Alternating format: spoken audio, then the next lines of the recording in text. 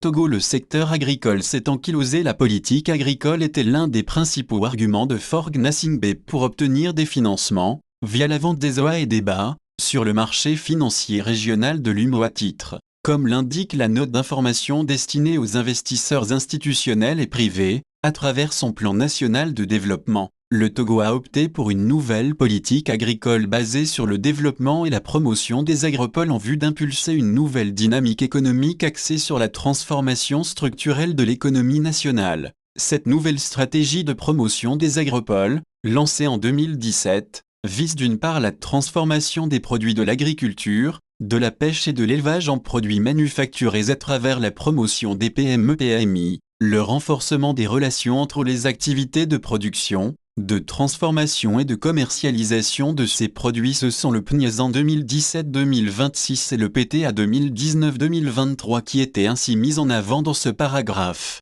Le premier devait atteindre un budget de 1265 milliards de FCFA et le deuxième 59 milliards de FCFA. Cela représente des siècles de salaire d'un employé agricole normalement au SMIC togolais qui est de 52 500 FCFA. Dans la réalité, ce SMIC n'est pas respecté cependant. Ces programmes se sont révélés être des fiascos monumentaux. D'agropole, le pays n'en a jamais réellement connu. Les quelques tracteurs qui sont fournis aux agriculteurs se sont révélés inadaptés au sol du pays. Les subventions et autres aides ont été purement et simplement détournées par les entreprises des barons du régime qui se sont opportunément installés dans les agropoles à peine naissants. En définitive, tous ces projets sont tombés à l'eau. Malgré la propagande étatique, nombreux sont les agriculteurs des AA qui se plaignent du manque de matériel, d'intrants, de financement et de débouchés durables. Le secteur agricole s'est ankylosé. Pour preuve, en 2024, ce sont plus de 1800 tonnes de maïs et de riz qui ont pourri dans les entrepôts de l'Agence nationale pour la sécurité alimentaire au Togo,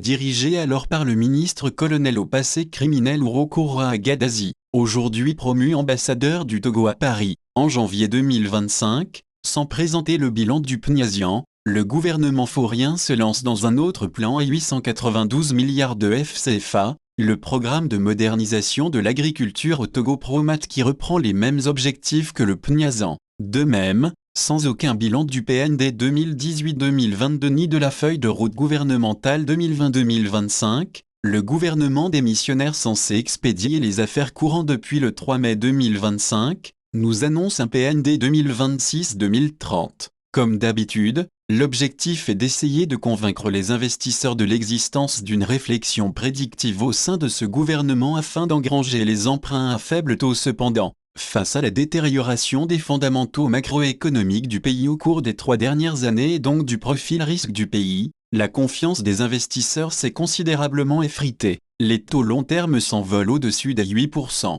Dès lors, pour s'acheter un minimum de crédibilité, le gouvernement est obligé de subir des audits dans tous les sens, mais rien n'est moins sûr. En mars dernier, le FMI classait le pays en zone de surendettement soutenable si et seulement si placé sous programme au regard de la dette publique globale du pays. Un programme qui a d'ailleurs été déclenché depuis mars 2024 dans le cadre de la Facilité élargie de crédit, FEC, de 390 millions de dollars soit 217 milliards de FCFA. Il est prévu que ce montant soit décaissé avec parcimonie en 42 échéances semestrielles après des revues régulières et strictes de la situation socio-politico-économique du pays. Sous ce programme, le gouvernement du PCM Faure Gnassingbé est tenu de se plier aux conditionnalités du FMI telles que l'adoption de réformes structurelles et de politiques publiques pensées par l'institution. À titre d'exemple, dans la dernière revue, il était demandé aux dirigeants d'augmenter les frais d'électricité pour couvrir les coûts des investissements publics. Ainsi, le 30 juin dernier, il a été procédé à un deuxième décaissement de 60,5 millions de dollars soit 34 milliards de FCFA.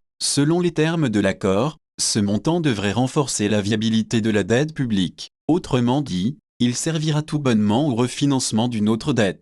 Pour rappel, les facilités élargies de crédit du FMI sont des prêts concessionnels, à taux bas et à maturité longue de 20 à 40 ans, accordés aux pays très pauvres, PPTE, qui connaissent des difficultés de balance de paiement. Tout est dit. Visiblement, la situation ne semble pas s'améliorer puisqu'en plus des revues FSC du FMI, des acteurs supplémentaires entrent dans la danse pour contrôler la fiabilité des institutions financières publiques du Togo. Du 24 au 29 août, des agents du FMI se sont ainsi présentés pour auditer la gouvernance du Togo et plus particulièrement la gestion des finances publiques. D'après la presse propagandiste, ce serait à la demande du gouvernement. Nous n'y croyons pas. Du 15 au 30 septembre, c'est l'Office togolais des recettes OTR qui est scruté par une mission conjointe d'experts du FMI, de la Banque mondiale, de l'African Tax Administration Forum ATAF, et plus surprenant encore de la Direction générale des finances publiques francaise DGFiP en vue d'analyser l'efficacité des réformes engagées par l'OTR en matière de transparence,